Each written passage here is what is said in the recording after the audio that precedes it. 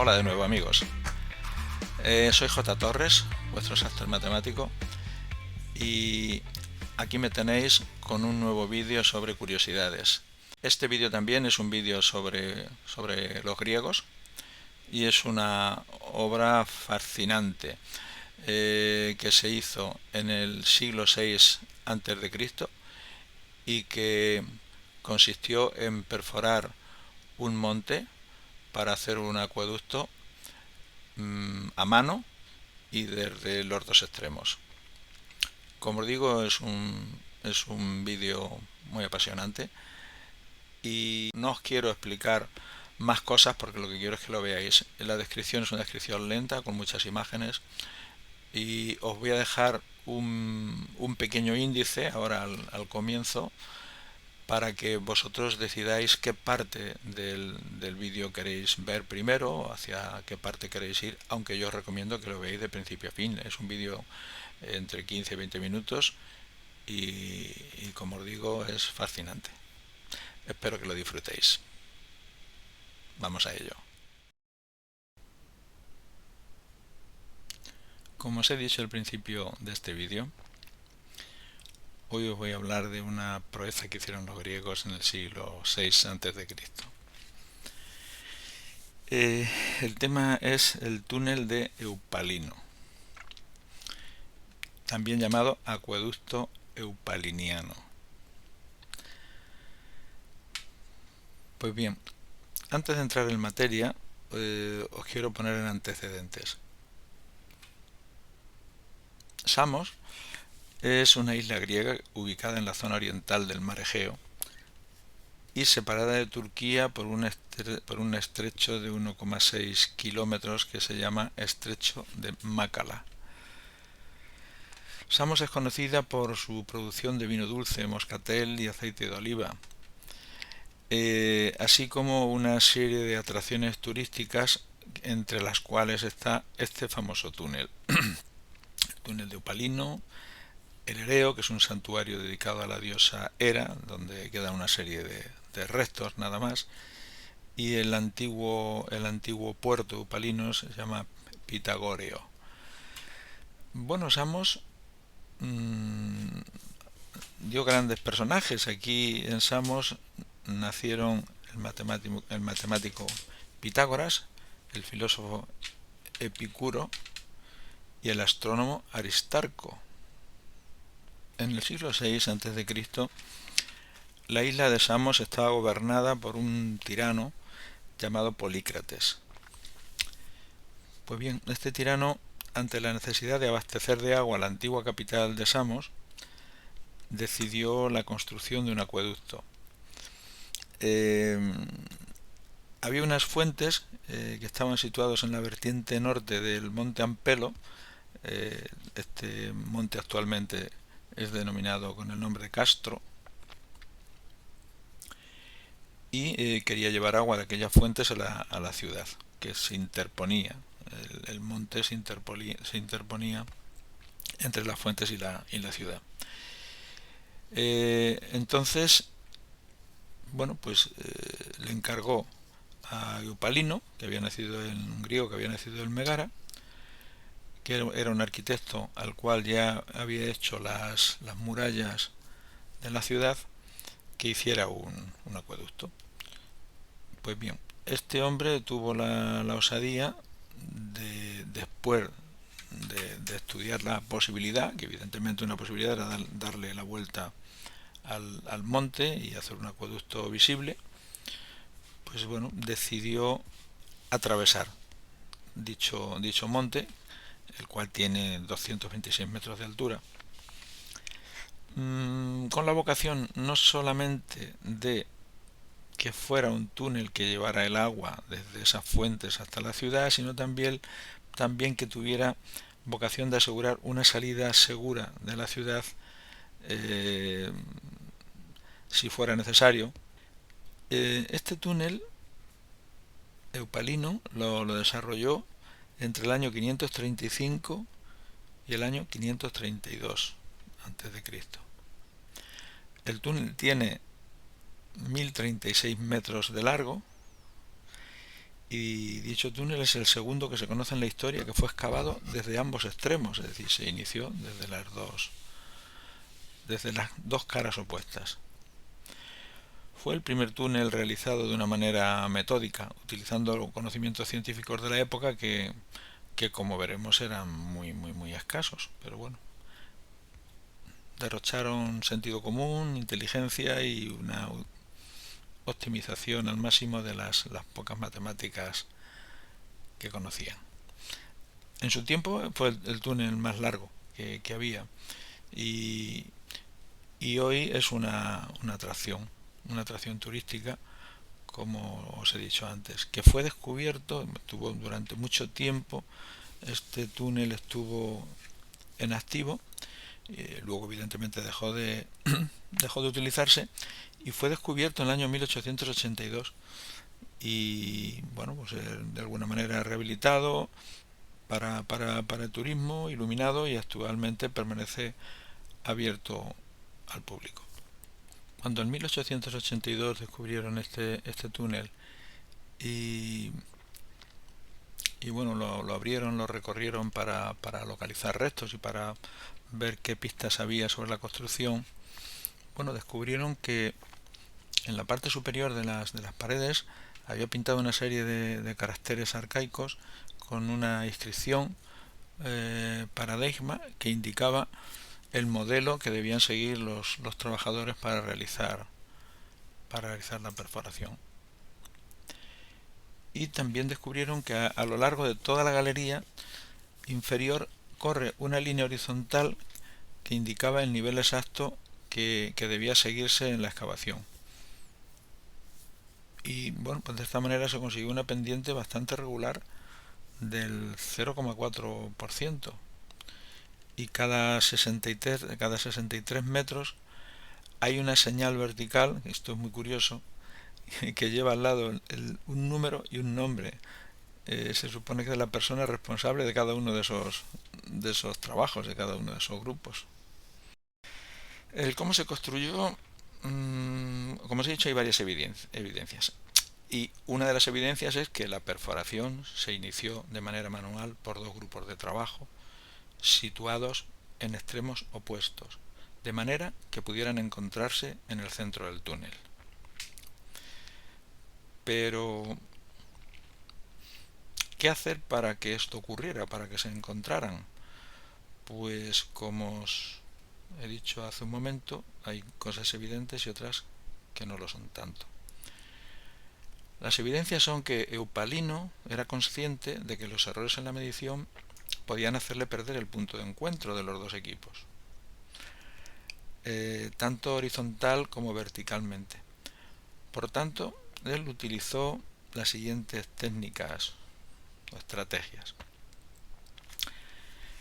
En el plano horizontal, tal y como vais a ver ahora en la imagen que os voy a ir incorporando, dado que la sección de cruce era de 1,80 por 1,80 metros aproximadamente, Eupalino reconoció que un error de más de 2 metros horizontalmente le haría perder el punto de encuentro, suponiendo que las líneas fueran correctas, la dirección que eligieron desde un extremo y otro fueran correctas, bueno, podía haber un desencuentro y que más de 2 metros sería fatal. Y habiendo calculado la posición de encuentro esperada, antes de llegar a esa posición de encuentro, cambió la dirección de ambos túneles, como se muestra en la imagen. Desde una de las partes hizo un giro a la derecha y desde otra de las partes hizo un giro a la izquierda. Como os he dicho, estas cosas son evidentes porque están ahí. Para que un punto de cruce pudiera estar garantizado incluso si los dos túneles, estando previamente paralelos, se habían alejado el uno del otro. Eso en el plano horizontal. Y en el plano vertical, Eupalino aseguró las posibilidades de encuentro de los dos túneles incrementando la altura de ambos. Es decir, si llevaban la misma altura en los dos sentidos, en el túnel norte mantuvo el suelo horizontal e incrementó la altura del techo, mientras que en el túnel sur mantuvo el techo horizontal e incrementó la altura cambiando el nivel del suelo, es decir, bajando el suelo. Pues bueno, al final sus precauciones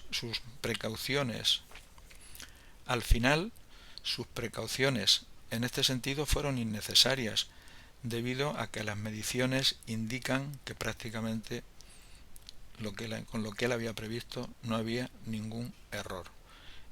Y sí que eso se puede ver actualmente, que en el centro del túnel hay algunas desviaciones, pero son debidas al terreno que se encontraron. En una parte un terreno duro, en otra parte un terreno blando, y aunque tuvo que desviarse, pero siguió con estas previsiones, tanto en el plano vertical como en el plano horizontal.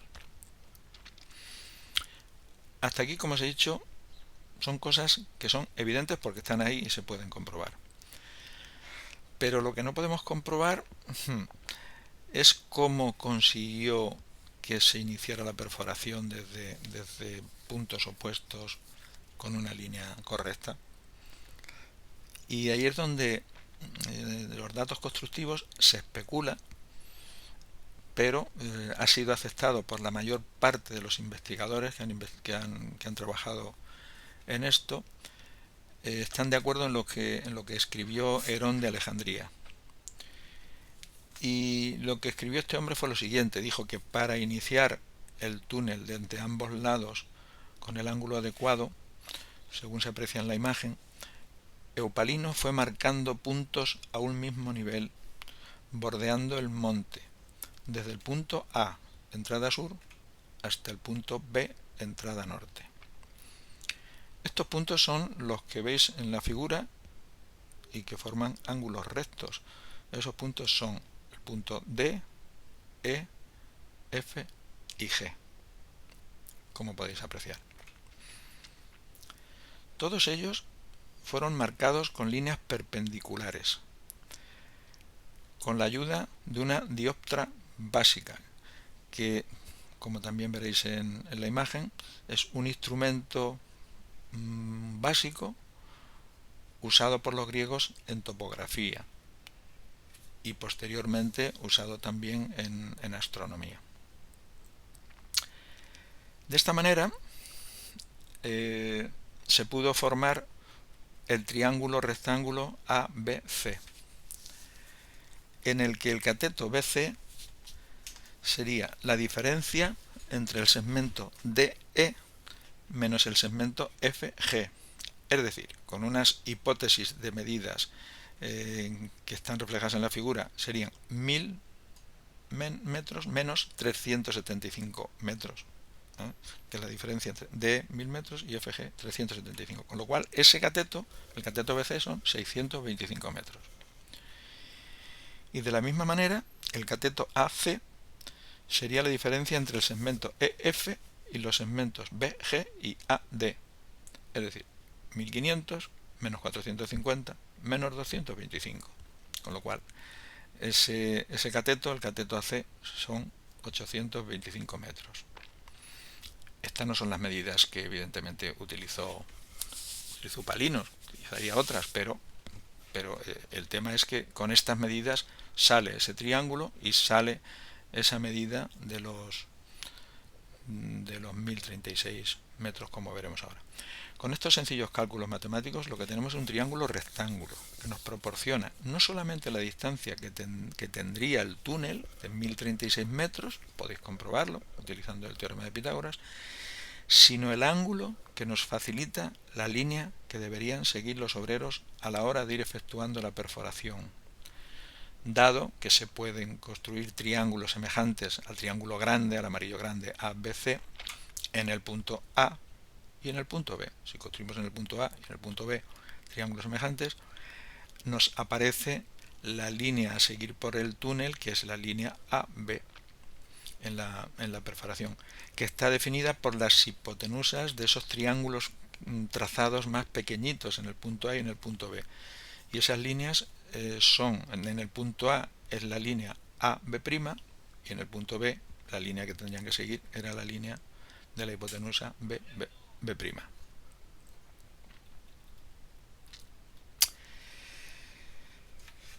Bueno, pues parece increíble, pero al parecer fue así.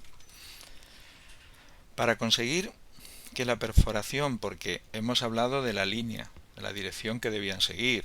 Ahora bien, una vez que iniciamos la perforación, había que seguir esa línea. Desde dentro había que mirar hacia el exterior, que estaría marcada esa línea, pero luego había que mantener el desnivel para que el agua discurriera desde un punto a otro, desde la cara norte hacia la cara sur. Y para conseguir que la perforación mantuviera el desnivel deseado, que como hemos dicho anteriormente es aproximadamente el 0,4%, Eupalino tuvo que utilizar un instrumento de nivel muy antiguo llamado chorobate, que es un instrumento como el que veis, ¿no? El que veis en la figura, muy rudimentario, pero muy práctico. Es un nivel que se trataba de una regla en la cual se horadaba una ranura que se llenaba de agua. En cada extremo de la regla una plomada, una a cada lado, permitía apreciar el nivel del agua en la ranura, y mediante la observación era posible deducir la inclinación que debía darse al acueducto para garantizar en la obra la misma inclinación en todo el recorrido. Este aparato tenía dos visores en los extremos de la regla, y el espacio entre estos dos visores definía la precisión de la medida.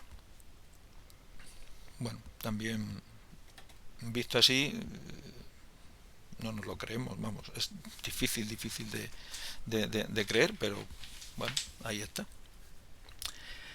Pues bien, todo esto que acabo de explicar, que parece una fantasía, pero para nuestra suerte es una obra que está ahí, que puede visitarse y se puede comprobar lo inverosímil de ella, y que, como veis, hay una placa que os muestro también, una imagen, una fotografía que se puede ver personalmente, y en la placa reza así: el túnel de Eupalinos fue declarado por la Sociedad Americana de Ingenieros Civiles como un hito histórico en obra civil de ingeniería, por su ingenio en la aplicación, el conocimiento técnico tan avanzado e innovación en proyectos de ingeniería civil para futuros ingenieros. Pues con esto a mí no se me ocurren palabras para definir esta obra, y solo me queda despedirme de vosotros con la esperanza de que al ver este vídeo lo hayáis disfrutado y os hayáis sentido impresionados como yo y os sintáis orgullosos de nuestros antepasados, que desarrollaron y derrocharon tanta inteligencia e ingenio para hacernos la vida más cómoda. Ya no os digo que os suscribáis al canal. Con que hayáis visto el vídeo me doy por satisfecho. Pues nada más que deciros. Hasta el próximo vídeo de curiosidades, que será muy pronto. Que seáis felices. Hasta pronto, amigos. Adiós.